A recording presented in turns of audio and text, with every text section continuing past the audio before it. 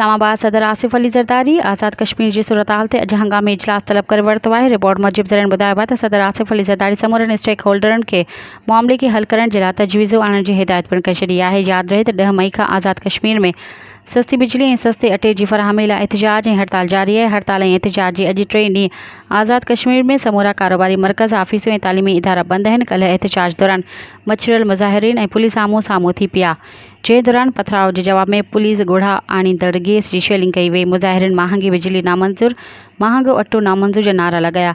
ज़िले इंतिज़ामिया मीरपुर में कलम 144 लागू करे छॾी। मुज़ाहिरीन सां चकरनि दौरान गोली लॻण सबबि ज़ख़्मी एएसआई ज़ख़्मनि जी सट न सहंदे फ़ौत थी वियो। मज़ीद ख़बरनि ऐं तफ़सीलात लाइ विज़िट कयो असांजी वेबसाइट www.awamiNewsHD.com ऐं ॾिसंदा रहो अवामी न्यूज़ HD।